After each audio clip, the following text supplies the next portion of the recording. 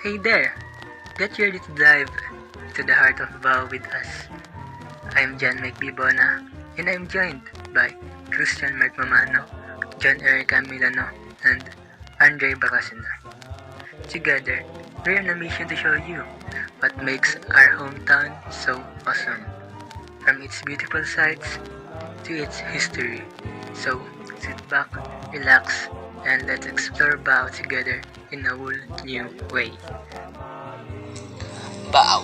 Ang Baaw ay isang munisipalidad na matatagpuan sa probinsya ng Camarines Sur.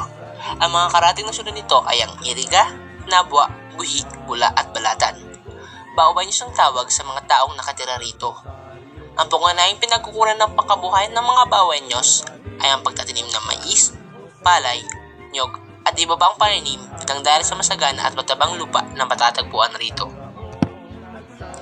Isa ang Baaw sa may pinakamayamang kasaysayan. Dati, isa lamang itong barangay sa Bula, ngunit ito ay nagsarili at naging munisipalidad. Saan nga ba nagmula ang pangalan ng Baaw? Maraming teorya at espekulasyon kung saan nga ba talaga nanggaling ang pangalan. Isa na rito ay nanggaling raw ito sa salitang baw, na pag sinalin sa Tagalog ay hindi na mainit. Dito raw nanggaling ang pangalan ng dahil sa noon raw, ang mga sinaunang Baweños ay mahilig kumain ng kanilang natirang pagkain from their previous meal. Ngunit ang pinakamasikat ay nagmula raw ang pangalan sa salitang bawo. Ito ang tawag sa freshwater turtle o puwikan sa Tagalog, na matatagpuan sa lugar ng Binabaloy, Minanuan at Layuan, kung saan matatagpuan ang mga sinaunang Baweños. Ipinagdiriwang din sa Baaw ang Kamian Festival. Ito ay ginaganap tuwing August 12 to 15. Maraming activities na ginaganap dito katulad na lamang ng parada, beauty pageants, prosesyon, paliga at mga pasiyaw na nadalayong bigyang aliw at pagkaisahin ang mga Baweños. Si George I. Barlino, mas kilala bilang George Barlin Imperial, ang unang Pilipino na hinirang bilang obispo sa simbahang Romano-Katoliko. Siya ay pinanganak noong Abril 23, 1850 at pumanaw noong September 4, 1900 at siyam. Noong 1906, itinalaga si George Barlin bilang obispo ng Nueva Cáceres na nagpapakita ng kahalagahang pagiging unang Pilipino na may ganitong katungkulan sa simbahan.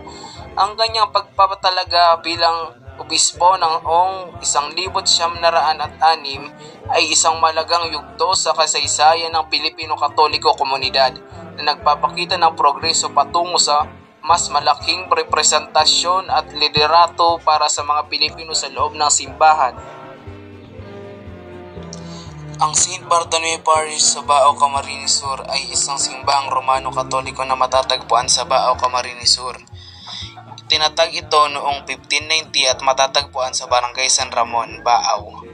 Unang itinayo ang simbahang ito noong 1684 ngunit nasira ito ng isang bagyo noong 1706. Ang pangalawang simbahan naman na itinayo noong 1731 ay nasira naman sa isang lindol noong 1811. Ang parish ng Baaw ay bahagi ng Archdiocese ng Cáceres sa lalawigan ng Camarines Sur. Ang simbang ito ay may mahabang kasaysayan at patuloy na naglilingkod sa komunidad ng Baaw.